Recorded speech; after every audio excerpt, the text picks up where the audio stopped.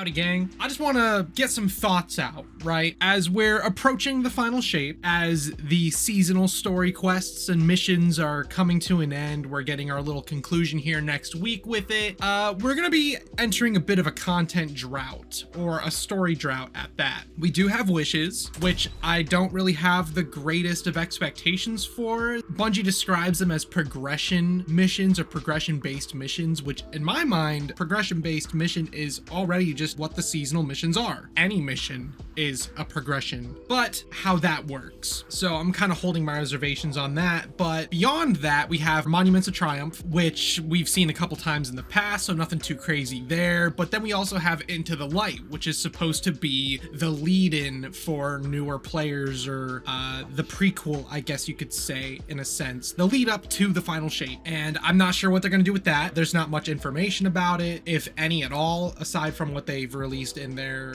press release, but that's about it. So what does this leave me with? It has me thinking about the characters here, the story here, and the witness more specifically, and how I feel about the witness. And I think as time has gone on, I'm not as excited for the witness as I was for Savathun, and I don't think the witness is written as well as Savathun either. If I were to have a tier list for Destiny villains, Savathun for me, top dog. Savathun is one freaky motherfucker and is extremely well written. The lead up to Witch Queen with the exorcism on the demon and stuff, the whole season leading up to it, the ominous nature of Savathun felt villainous, felt evil, and I'm like, I fuck with this villain big time. And through Witch Queen, the story with Savathun just solidified what I thought. Savathun's freaking awesome. And beyond even the Witch Queen, into Lightfall, or I guess post Lightfall seasons, the Savathun is referenced and talked about, or especially in Season of the Witch, which includes some Savathun lore there, and also extremely well done. I feel like it just overshadows the witness, and it's kind of tough because the witness is supposed to be the biggest, the baddest, the most evil character in the universe, the culmination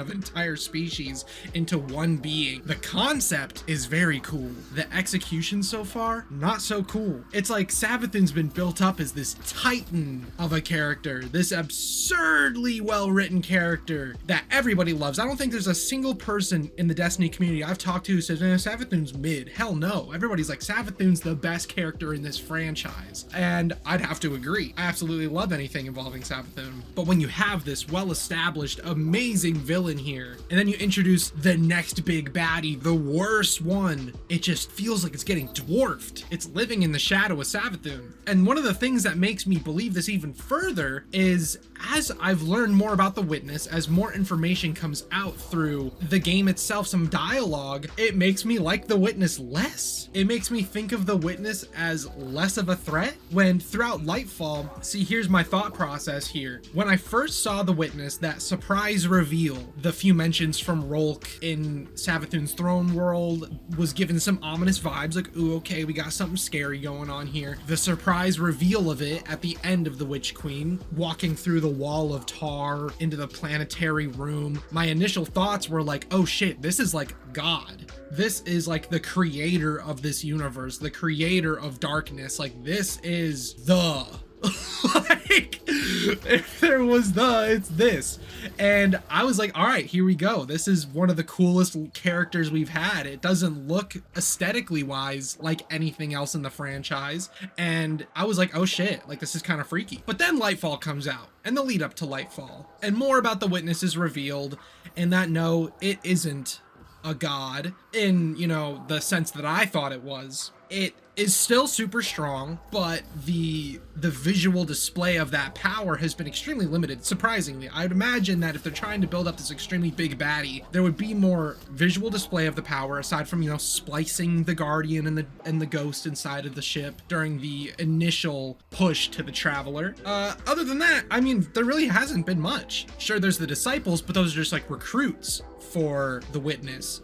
In terms of the witness themselves, dialogue-wise, pretty alright. It's written well enough. Not on the level of Savathun, but decent, passable, for sure. But then you see the witness at the start of Lightfall, and then it's just Callus and Tormentors and what I don't know what they're called. It's Cloud Striders. I forget the name of the species there, but there's Cloud Striders. The Witness was such a background piece when I think Lightfall should have been an expansion that elaborates the Witness's powers, elaborates the evil that it is, and it didn't do that for me. At least I can only really speak for myself here, and I think some people on Twitter and whatnot have been saying the same sort of thing, that the Witness kind of pales in comparison to Savathun. And the more time that the Witness has spent on screen, the more time we talk about the Witness without the Witness really being an active participant in the story, at least firsthand, I feel like all that we're being given is what the Witness's like weaknesses are, or the limitations of the Witness, not the weaknesses but the limitations. Can't get to Neptune on its own, and with something that in my mind was built up to be this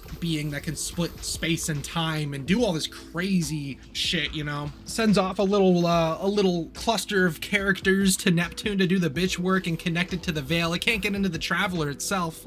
It needs assistance from the Veil. It needs that connection, that it can possess beings across the galaxy, but can't like just pull up to the Veil and go, I need you, yoink. It can't do that. It has to go through all these extra steps for plot. Doesn't make much sense to me. That factor alone to me makes the Witness less daunting, less of a threat. It's like, imagine if somebody held like a plastic knife up to you and said, this is dangerous, this will kill you, and you're like, it's a plastic knife. That's how I feel about the Witness. As for Savathun, if somebody held a knife up to me and said, this'll kill you, if that knife was Savathun, I'd be like, damn right it could. To me, the Witness is one of those little Playmobil knives or whatever the fuck. The plastic knives you got as a kid in the kitchen cooking set. That's what the Witness is in my mind, where they're like trying to tell you it's scary, but it's not.